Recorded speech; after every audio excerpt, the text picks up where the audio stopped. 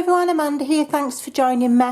So I'm here to share my top 10 essential items for journal making.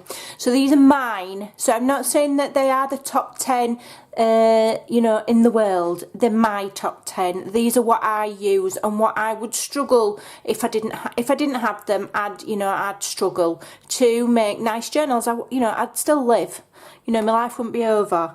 But these I love using. I use every day. I use on every journal, and they're my essential tools, like my little toolkit. It's not necessarily expensive things. If you add them up collectively, it's probably quite a few pence, as it were. But none of these items, I don't think any of them are over. I think the most expensive item here is probably the scissors. I'm not sure, and they were £9. I think that's the most expensive item there. So none of them, are expensive. And if you're new to crafting, you can buy even one thing a month, build up your collection. So these are what I use all of the time, and which I would recommend if you don't know what to get, to search for. Okay, the first thing that's really, really important when you're journal making is good glue. And I preach about glue quite regularly on my videos, and I have been on YouTube for about 8, maybe 9 years now. Done various kinds of crafting, from fabric shabby chic to card making and stamping and paper craft, and at the moment my passion is journal making. So believe you and me when I say that I've tried lots and lots and lots of different glues. Okay, I've followed suggestions, I've followed when people have said, oh, these are really good, try these, and these are at the moment the best for me. So I use Beacon 3-in-1.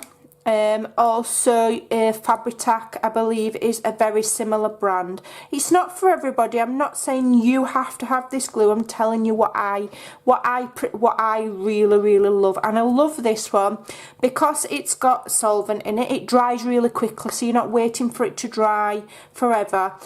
Because it's not got a high water concentration in it, which your PVA and your wood glue and all your cheaper ones have got a lot of water in them, then it doesn't wrinkle the pages. I don't want wrinkly pages in my journals unless I've wrinkled them on purpose.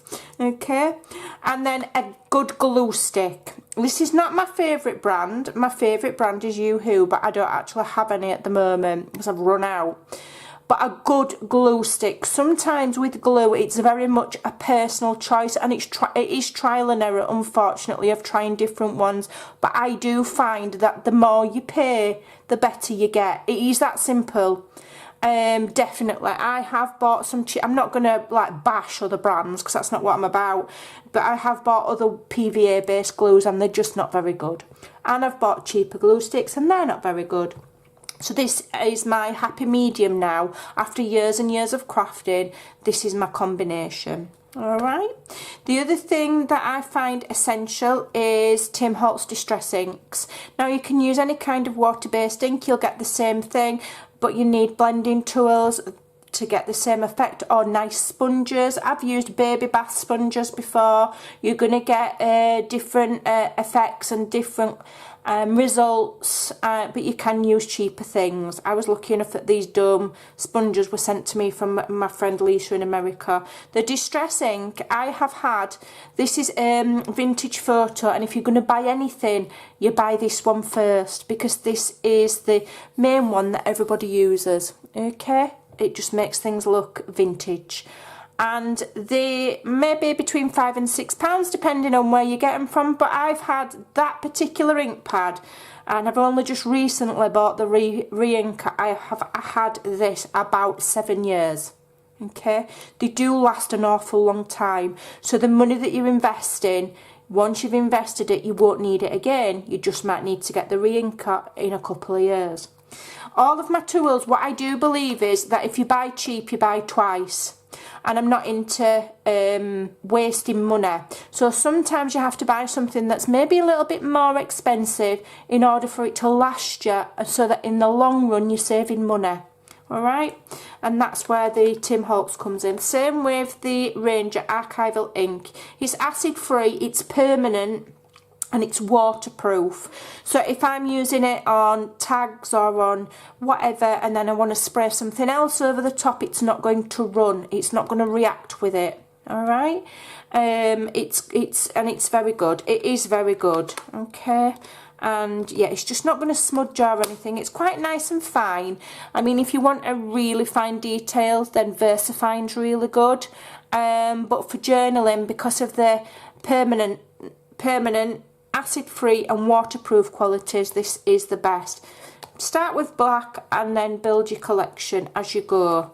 I don't really feel the need to have lots of colours of stamping inks, because you can also stamp with your distress inks. Okay, so along with the distress ink, this is a new to me tool, and I actually got this for free because one of my friends sent it. But you can get these on Amazon. My friend sent me the link. These are makeup brushes, and they've got very, very fine bristles.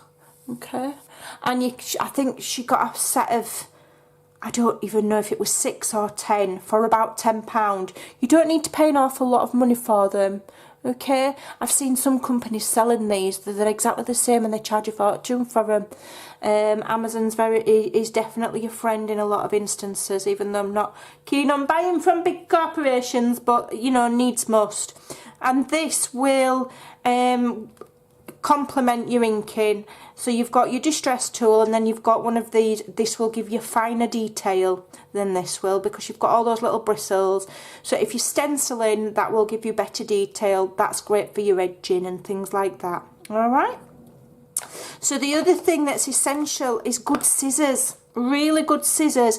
And I've bought cheap scissors from Dunelm. I've bought them from the pound shop. I've bought cheap ones from the range, and I've never been as impressed with any of them than these. And these are my magic, I call them my magic scissors. Everybody in my house knows not to touch them. These, they've got paint on them. I actually need to get another set to put away safe, because if I lost these or something, I'd be heartbroken. These are actually Stampin' Up's snips, paper snips, with the small blade, and these are so sharp. I have cut myself a few times on them. You can see they've got a nice point, and I've had these.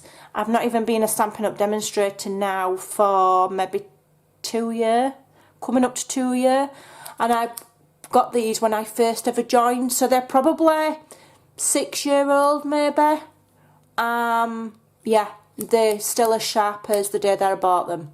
They're brilliant. They're perfect for fussy cutting because they've got small blades. And the blade width, like the chunkiness, like if you look at these are my big scissors. The blade is actually, the width of the blade is thick, whereas the width of the blade on these is very, very small. So it's they're very sharp. They are the best scissors in the world. Okay, I think they were about £9. I can't remember. The other thing that's really will help is some kind of script stamp. Now, I've got various ones. I've got Tim Holtz ones, I've got Stampin' Up ones, I've got all sorts.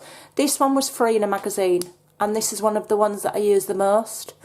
Just because it's nice and small. And along with a script stamp, you want a decent acrylic block. Okay, I've had cheap ones, and when you've got cheap blocks in your hand that are only thin, they just don't feel nice. These are good because they've got that groove all the way around, and that is, you know, so you can grip. And the thicker, you know, and the nice chunky blocks are good. Again, these are Stampin' Up. I got these at a huge discount. These are the best. And what I will say is, don't waste your money on tiny blocks like that. Go for one at least this size or maybe bigger. Because then, you know, you can put that stamp on that block or that one, but you can't put it on that one. But if you've got a small stamp, you can still put it on a big block and use it. So these smaller blocks really are a bit of a faff and a bit of a waste of money, and never use them. So get a decent size one. That can be a bit hard to hold for some people. That's not so bad. All right. The other thing that I can't live without now, and I actually had mine gifted, that is my decal edge ruler. It needs washing. Look at the state of it.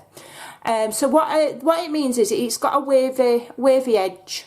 okay, and you use it to rip the edges of your pages so that you get in a nice ripped look like this, okay. So it's I mean, you can rip it yourself with your hands, but it can be quite hard to control, and with this you can kind of control and you can direct yourself where you want the rip to be, you know, and you can even ripped halfway and then moved direction and ripped another way. So it's just a way of getting a controlled you know, controlled result. Controlled.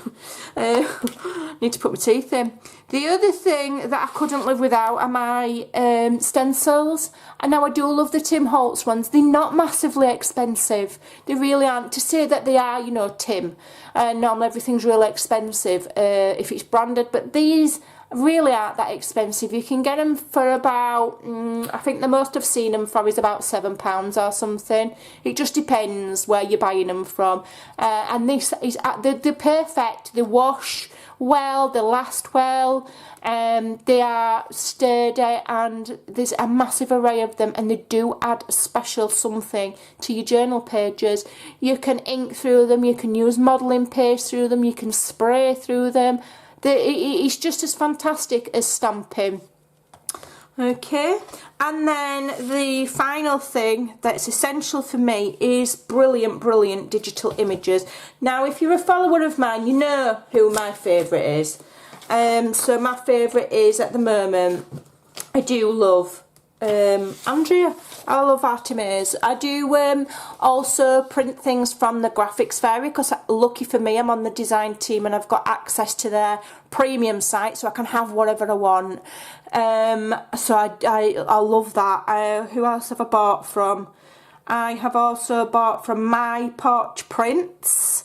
I have also bought from the Old Design Shop, Janie B, Bohemian Crafts. Who else?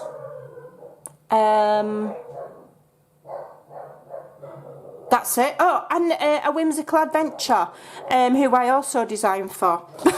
Forgot then.